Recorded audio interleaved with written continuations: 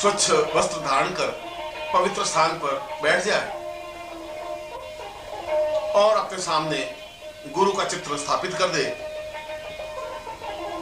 गुरु के प्रति पूर्ण श्रद्धा रखे और पूर्ण भावना के साथ इन मंत्रों का श्रवण करे। पूर्ण भावना के साथ का तात्पर्य है कि उस समय और किसी प्रकार का शोरगुल या आवाज पास में नहीं हो। उन मंत्रों को कानों के माध्यम से अपने अंदर उतारने की क्रिया करें। चुपचाप उन मंत्रों को 1 बार, 2 बार, 3 बार, 10 बार, 11 बार, जितना भी ज्यादा हो इन मंत्रों को सुने। इन मंत्रों की विशेषता यह है कि गर्भिणी मां के कानों से होते हुए सीधे बालक के हृदय पर स्पर्श करते हैं। बालक के रोम रोम से ये उसमें संस्कारित होते हैं। इन मंत्रों के माध्यम से बालक के प्रत्येक रोम जागृत हो जाते हैं। हर एक रोम आंख बन जाती है, हर एक रोम श्रवण बन जाता है, कान बन जाता है, उसकी ग्राह्य शक्ति बढ़ जाती है, उसकी धारणा शक्ति बढ़ जाती है। वह अपने आप में नर से पुरुष बनने की क्रिया प्रारंभ कर लेता है गर्भ में ही। तीसरी विशेषता इन मंत्रों की यह है कि यदि बालक उत्पन्न भी हो जाए और उसके बाद भी मां और उसका नवजात पुत्र इन मंत्रों को सुने, तब भी उस बालक में एक श्रेष्ठ संस्कार प्रारंभ होते हैं और वह अपरिपक्व मस्तिष्क या वह शिशु अपने आप में पुरुष बनने की क्रिया प्रारंभ कर लेता है। उसकी ग्राह्य शक्ति और धारणा शक्ति बढ़ जाती है, उसमें अच्छे संस्कार बन जाते हैं। और इससे भी बड़ी बात यह है कि घर का वातावरण अपने आप में शुद्ध और पवित्र और दिव्य बन जाता है। जहां इन मंत्रों की रचना, जहां इन मंत्रों की ध्वनि होती है, वहां स्वयं देवता सशरीर पूर्णता के साथ विद्यमान होते हैं और इन मंत्रों का श्रवण करते हैं, आशीर्वाद देते हैं। बालक को ही नहीं, मां को ही नहीं, घर के अन्य सदस्यों को, प्राणियों को भी, घर को भी, जिससे कि वह घर सभी प्रकार से दिव्य, उन्नत, अद्वितीय, श्रेष्ठ और संपन्नता युक्त बन सके। तीसरी विशेषता इन मंत्रों की यह है कि जब मां इन मंत्रों का श्रवण करती है तो बालक को और किसी प्रकार का ज्ञान देने की जरूरत नहीं होती। न उसको भौतिक विज्ञान सिखाने की जरूरत होती है, न उसको गीता का ज्ञान देने की जरूरत होती है, न उसको महाभारत या रामायण समझाने की जरूरत होती है और न विश्वामित्र संहिता या वशिष्ठ उपनिषद या अन्य किसी प्रकार का शास्त्र चर्चा करने की जरूरत होती है। क्योंकि इन मंत्रों में ब्रह्मांड के समस्त ज्ञान और ब्रह्मांड के समस्त विज्ञान का सार स्वयं संग्रहित है। क्योंकि ये सारे मंत्र अपने आप में बीज मंत्र हैं। इसका प्रत्येक अक्षर अपने आप में बीज है। बीज का तात्पर्य है कि एक एक अक्षर अपने आप में एक एक ग्रंथ की विशेषता अपने आप में लिए हुए है। इसलिए जब यह मंत्र उस बालक के शरीर को स्पर्श करता है तो स्पर्श करते ही वह अक्षर खुल करके पूर्ण ग्रंथ बन जाता है और जो पूरे ग्रंथ में जो ज्ञान होता है वह पूरे ग्रंथ का ज्ञान उस बालक को प्राप्त हो जाता है, चेतन मस्तिष्क पर भी, अचेतन मस्तिष्क पर भी। इसलिए ऐसा बालक भौतिक विज्ञान में पूर्णता प्राप्त किया होता है, आध्यात्मिकता में पूर्णता प्राप्त किया होता है, कुंडली जागरण में पूर्णता प्राप्त किया होता है, सूर्य विज्ञान या अन्य जितने भी ज्ञान और विज्ञान की कलाएं हैं, अन्य जितने भी विज्ञान हैं, जितने भी विषय हैं, उन सारे विषयों में अपने आप में वो पारंगत और दिव्य बन जाता है। उसके बाद तो जन्म लेने के बाद या कुछ समय के बाद तो केवल उसको वह अभ्यास सिखाने की जरूरत होती है, वह एक याद दिलाने की जरूरत होती है। जो बालक 25 साल में भी ज्ञान प्राप्त नहीं कर पाता, वह केवल कुछ दिनों में इस ज्ञान को प्राप्त कर लेता है और जब वह विद्यालय में जाता है या कॉलेज में जाता है या पढ़ने के लिए जाता है तो जितना तीव्रता के साथ वह ज्ञान प्राप्त करता है उतना अन्य बालक नहीं कर पाते। की पढ़ाई वह केवल 10 या 15 या 20 दिन में प्राप्त कर लेता है। चौथी विशेषता इन मंत्रों की यह है कि इन मंत्रों के श्रवण से बालक श्रेष्ठतम और उच्चतम संस्कारों से विभूषित होता है। एक प्रकार से ऋषि तुल्य जीवन जीने का आकांक्षी होता है। वह अपने आप में पूर्ण वैज्ञानिक होता है, वह अपने आप में पूर्ण गणितज्ञ होता है, वह अपने आप में पूर्ण भौतिक विज्ञानी होता है, रसायन विज्ञानी होता है, वह अपने आप में पूर्ण शास्त्रवेत्ता होता है, वह अपने आप में अद्वितीय भाषणकर्ता होता है, वह अपने आप में समस्त विज्ञान का साक्षीभूत पुंज होता है, और सही देखा जाए तो वह अपने आप में पूर्ण ज्ञान का एक समुद्र होता है। और इससे भी बड़ी बात यह है कि इन शब्दों, अक्षरों या इन मंत्रों की वजह से उसका व्यक्तित्व अपने आप में भव्य और अद्वितीय बन जाता है। ऐसा लगता है कि जैसे वह एक अद्वितीय देव पुरुष हो, ऐसा लगता है कि उसको देखने की बार बार इच्छा होती हो। जन्म से लगा करके मृत्यु तक वह संसार में अद्वितीय बनता है और विश्व विख्यात बनकर के माँ और बाप का नाम रोशन करता है, विश्व विख्यात बनकर के माँ को धन्य धन्य कर बैठता है, विश्व विख्यात बनकर के पिता के नाम को उजागर करता है, और इन मंत्रों के प्रभाव के फलस्वरूप वह अपने आप में दिव्यतम, चेतना युक्त, अद्वितीय, अलौकिक और पुरुषोत्तम बन जाता है। और पांचवी विशेषता, इन मंत्रों को श्रवण करने से बालक का सभी दृष्टियों से पूर्ण विकास होता है। वह ज्ञान के, शास्त्रों के, धर्म, अध्यात्म, उपनिषद, वेद, पुराण और जितना भी हमारा गूढ़ ज्ञान है उनको वह पूर्ण रूप से प्राप्त किए हुए होता है। एक प्रकार से देखा जाए तो वह कायाकल्प पर संपन्न होता है। सही अर्थों में देखा जाए तो ज्ञान का एक तेजस्वी पुंज होता है। अगर पूर्ण रूप से देखा जाए तो उसमें वह सब चेतना होती है जिस पर वह अलौकिक बन सकता है। जन्म लेने के बाद वह किसी भी विषय पर धारा प्रवाह बोल सकता है, वह चाहे उसने पढ़ा है चाहे उसने नहीं पढ़ा है। गीता पर बोलना हो तो धारा प्रवाह 2, 3, 4, 6 घंटे बोल सकता है। ठीक उसी प्रकार से अणुविज्ञान पर भी वह घंटों बोल सकता है, और सटीक, सतर्क, तर्क के साथ, पूर्णता के साथ, अद्वितीयता के साथ। इसीलिए ये मंत्र अपने आप में देव मंत्र कहे जाते हैं, देवेतर मंत्र कहे जाते हैं, देवोत्तम मंत्र कहे जाते हैं, अलौकिक और अद्वितीय मंत्र कहे जाते हैं, और चेतना युक्त मंत्र कहे जाते हैं।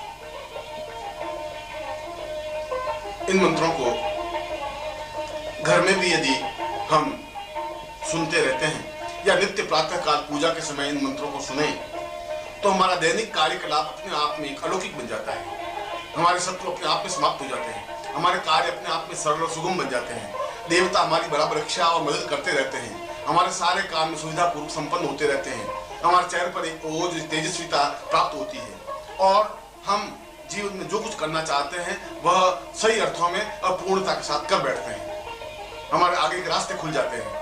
और ठीक उसी प्रकार से यदि स्त्रियां इन मंत्रों का श्रवण प्रातः काल एक बार कम से कम कर लेती है, वह चाहे गर्भिणी हो चाहे नहीं हो, चाहे उसके गर्भ में बालक हो या नहीं हो, यदि वह सुनती हैं तो उसके चेहरे पर एक अद्वितीयता प्राप्त होती है, एक ओज प्राप्त होता है, एक सलज्जता प्राप्त होती है, एक सुंदरता प्राप्त होती है, सारा शरीर एक सांचे में ढल जाता है और उसका स्वरूप और उसका रूप अपने आप में अलौकिक और अद्वितीय बन जाता है। उसको देखने वाला ठक से खड़ा रह जाता है कि वास्तव में एक नारी सौंदर्य है।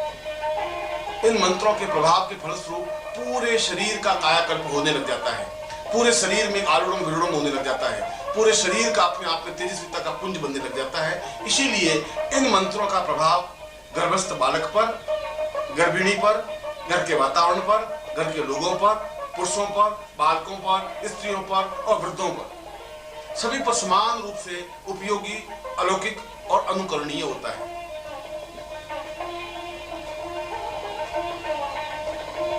जैसा कि मैंने बताया कि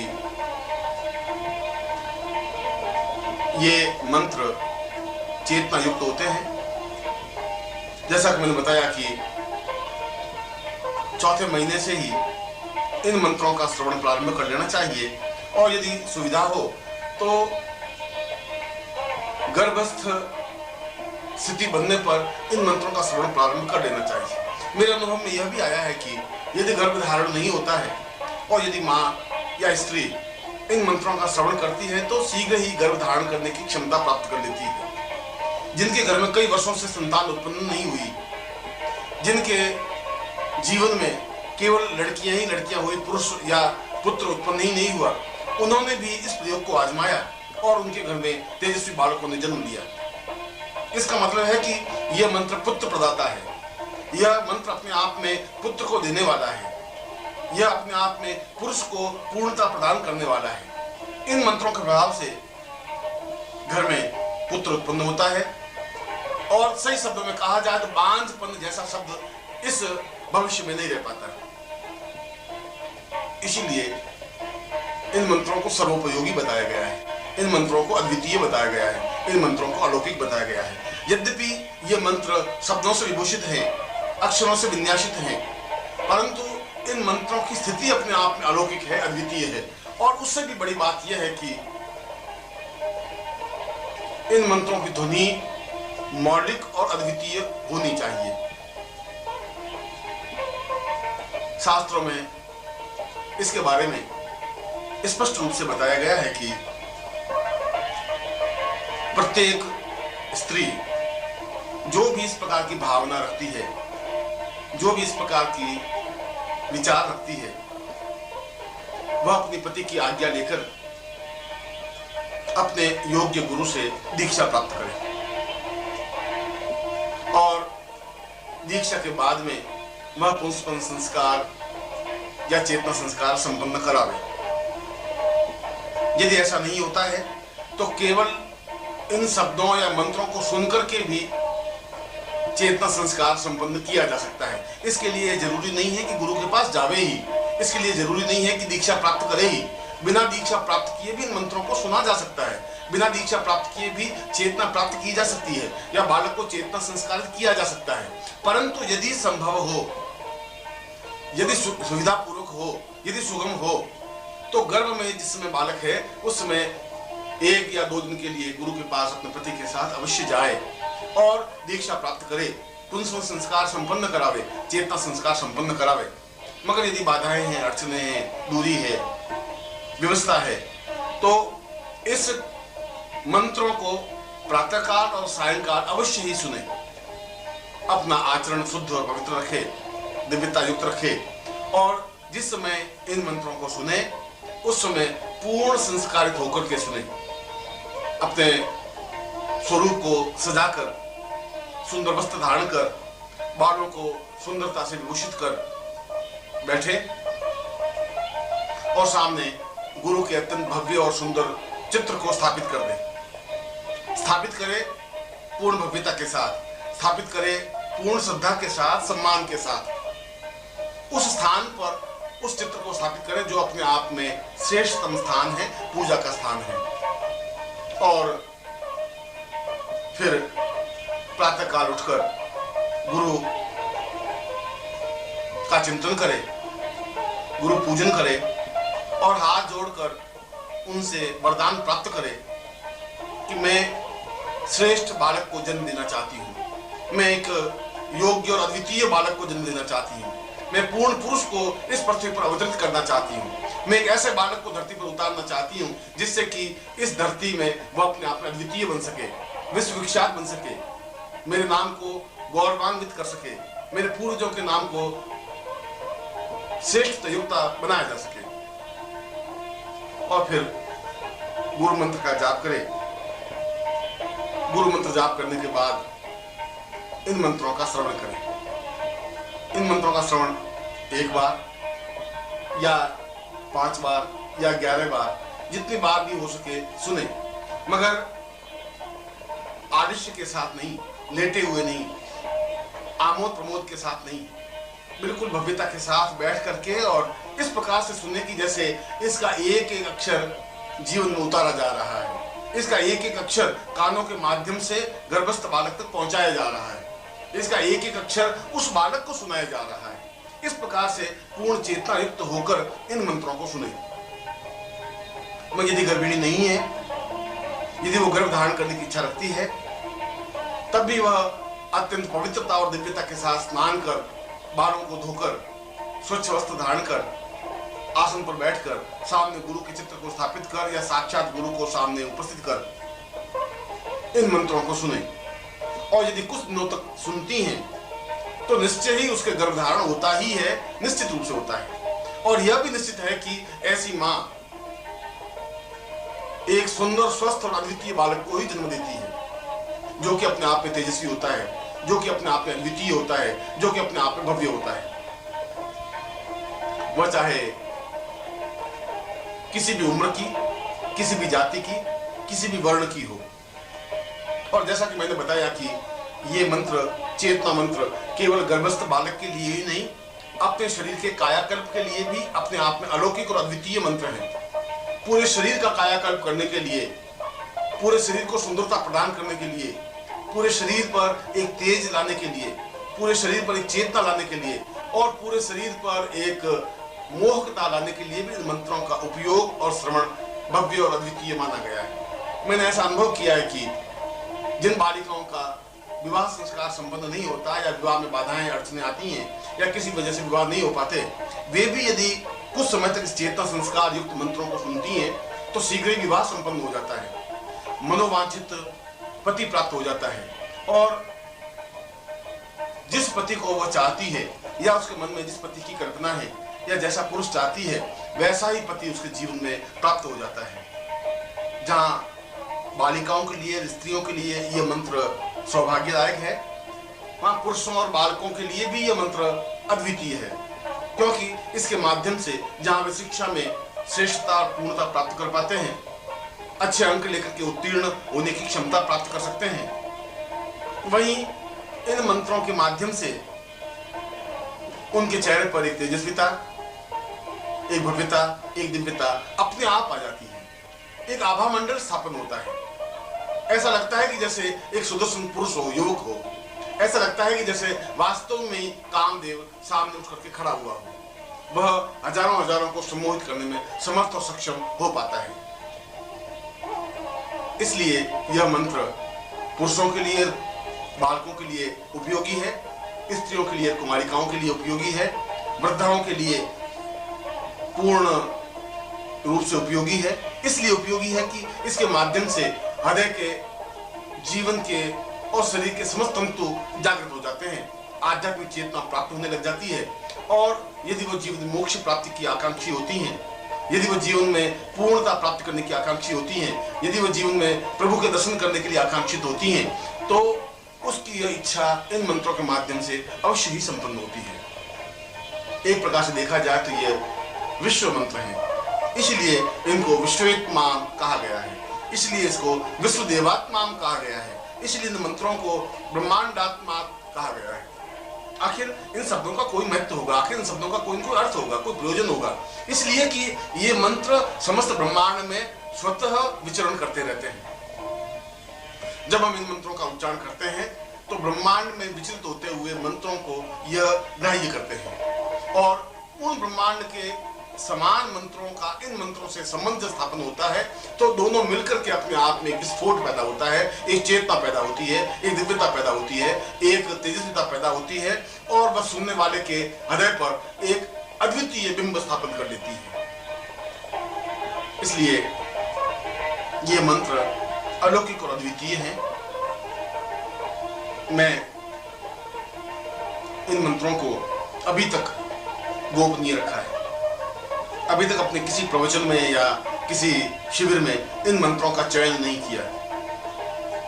अभी तक इन मंत्रों को सार्वजनिक रूप से प्रकट भी नहीं किया, क्योंकि अपात्र को दान देने से उस दान की महिमा घट जाती है। यदि व्यर्थ के आदमी को, एक सामान्य व्यक्ति को उच्च कोटि का हीरा या हीरक खंड दे दिया जाए तो वह उसका मूल्य और महत्व नहीं आंक सकता। ठीक उसी प्रकार से एक सामान्य व्यक्ति इसके महत्व और मूल्य को नहीं समझ सकेगा। इसलिए मूल्य और महत्व समझने के लिए योग्य पात्र, योग्यता अत्यंत आवश्यक है और मैं अब उन मंत्रों को स्पष्ट कर रहा हूं जिनको तेजस्वी मंत्र कहा गया है, चेतना मंत्र कहा गया है, तेजस्विता युक्त चेतनित मंत्र कहा गया है।